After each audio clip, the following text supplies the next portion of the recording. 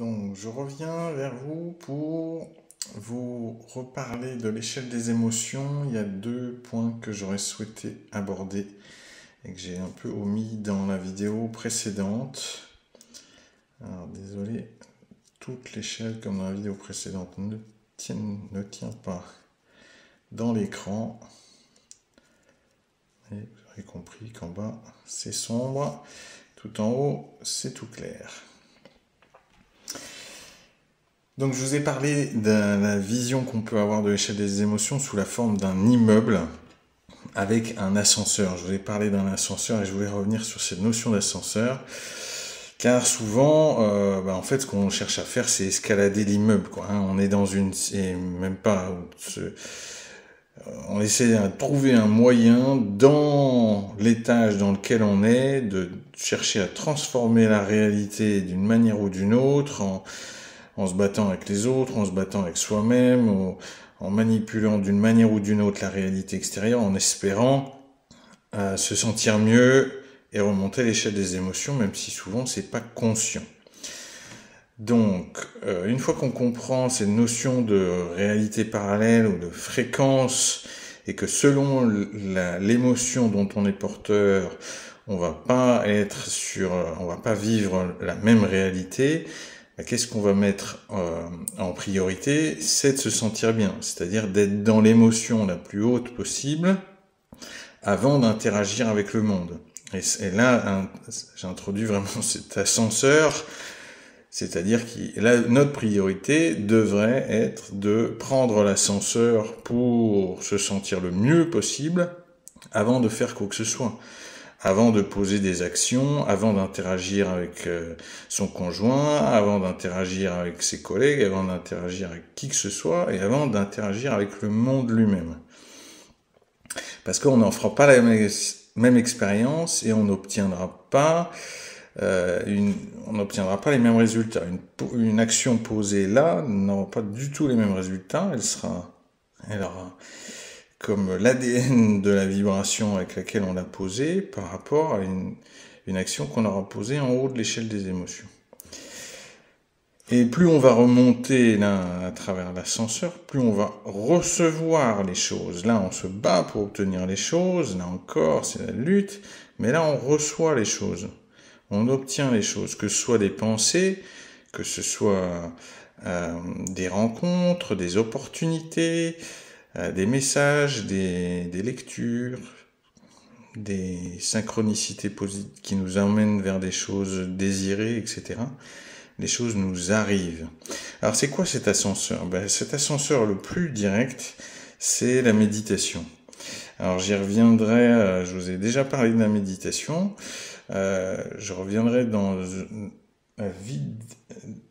pas la vidéo prochaine, mais la vidéo encore suivante, vraiment sur une approche de la méditation, je dirais, avancée. Mais le simple fait de méditer, comme je vous l'ai déjà dit, à savoir se poser, fermer les yeux, la bouche, être plutôt assis, et observer sa respiration naturelle, donc être conscient de l'air qui rentre et être conscient de l'air qui sort à chaque inspiration, chaque expiration, et à chaque fois que l'esprit s'échappe, revenir à la conscience de est-ce que l'air est en train d'entrer, est-ce que l'air est en train de sortir, et faire ça, simplement cet exercice-là, revenir à la conscience de l'air est en train d'entrer ou l'air est en train de sortir. À chaque fois que mon esprit s'échappe, je reviens à la respiration. Le simple fait de faire cet exercice, c'est comme si vous preniez l'ascenseur. Les pensées, il va y avoir des pensées qui vont arriver, mais elles vont évoluer. Le fait de ne pas y accorder votre attention, vous allez pouvoir franchir des caps naturellement. Et plus vous allez méditer, plus vous allez prendre l'ascenseur. C'est-à-dire, des fois, il faut méditer plus longtemps selon là où on est pour remonter avant de retourner discuter avec son conjoint, avant de chercher à résoudre le problème auprès de qui que ce soit, de l'administration ou autre. C'est-à-dire que vous n'allez pas du tout avoir affaire à la même personne ou à la même version de la même personne si vous êtes là sur l'échelle des émotions, si vous êtes là ou si vous êtes là. Donc remontez l'échelle des émotions et le réel enjeu. Se sentir bien est le réel enjeu. Et dans le fond, tout ce que vous souhaitez obtenir auprès de qui que ce soit, c'est toujours avec l'espoir, même s'il est inconscient, que vous allez vous sentir mieux une fois que vous aurez obtenu ce que vous souhaitez obtenir. Donc prendre l'ascenseur, c'est aller direct vers le bien-être. Et ensuite, naturellement, vous allez obtenir ce que vous souhaitez. Et la meilleure version de ce que vous souhaitez. Donc ça, c'était la notion d'ascenseur.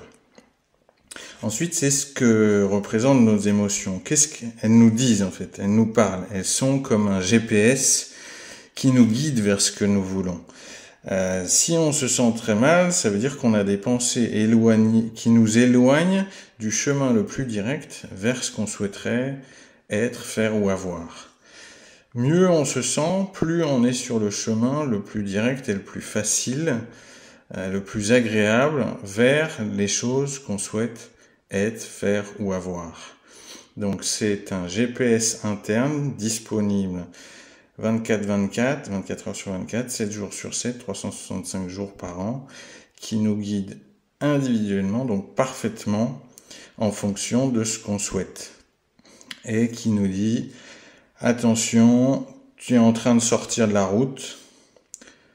Donc tu es en train de sortir de la route, ou alors tu es effectivement bien placé sur l'autoroute, et là tu es sur la voie royale. Hop, je me sens moins bien, ou je suis en train de sortir de la route. Ok, je rechange mes pensées pour avoir plus de pensées qui vont dans le sens du voulu. Hop, je me remets sur la route. Oh là là, et je me sens de moins en moins bien, mais ça veut dire que je sors de la route. Ah ok, je sors de la route, bon. Il faudrait que je change quelque chose dans mes pensées. Donc je vais essayer de trouver une pensée qui me fera me sentir un petit peu moins bien. Ça, c'est l'approche pensée. Ou ça peut être l'approche action si on n'est pas encore en mesure de travailler sur ses pensées. Mais idéalement, sur ses pensées, encore mieux, directement à travers la méditation. Donc là, on ne cherche pas à interagir avec les pensées. On a choisi un objet d'attention qui est neutre, la respiration naturelle, c'est pas un exercice respiratoire, qui va faire qu'on va ne plus porter toute notre attention sur la pensée, donc moins alimenter l'élan, notamment des pensées non voulues, et on va être de plus en plus dans un mode de recevoir. Là, on force la pensée de ce côté, on reçoit. Alors au début, on la force là pour obtenir les pensées plus qui correspondent à reprendre un petit peu de pouvoir. Et puis plus ça va, plus on reçoit là de la pensée. Et là-haut, on reçoit. Donc on reçoit là parfaitement l'inspiration pour écrire une chanson géniale, par exemple. Pour écrire un livre génial. Voilà, donc c'était les 2 points sur lesquels je voulais revenir. L'ascenseur, qui correspond à la méditation, et le fait que nos émotions soient un GPS. Et on verra qu'il y a un système général de navigation, c'est-à-dire il y a quelque chose qui nous guide, que ces émotions reflètent quelque chose, la relation à quelque chose de plus large que nous, une conscience plus large. Mais j'y viendrai progressivement dans les autres vidéos pour voir qu'il y a aussi différents plans de conscience et que nous-mêmes nous existons sur différents plans et que plus nous montons sur l'échelle des émotions, plus nous pouvons recevoir de l'information qui est disponible, qui est là.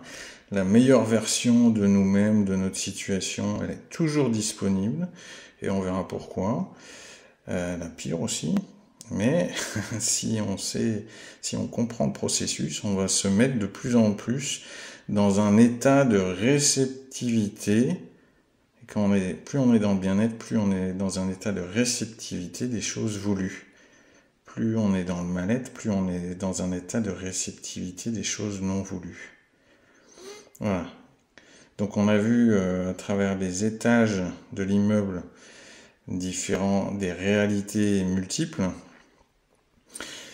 donc des mondes, si on veut, parallèles, des réalités parallèles. Il y a aussi des versions des mêmes personnes. Donc il n'existe pas une version de mon conjoint, par exemple, ou de ma conjointe, mais selon là où il est, où elle est sur l'échelle des émotions, et là où je suis sur l'échelle des émotions, je ne vais pas faire la même expérience de la même personne. Et puis il y a des versions donc de nous-mêmes, et on le verra, des plans d'existence aussi différents. Et ces plans d'existence, c'est ce qui fait notre GPS, c'est la relation avec ces plans d'existence qui vibrent très haut, qui nous guident naturellement vers ce que l'on souhaite être, faire et avoir. Voilà pour ce complément, un bon petit complément sur l'échelle des émotions. Donc du coup, cette fois, vidéo suivante sur les dispositions à réagir.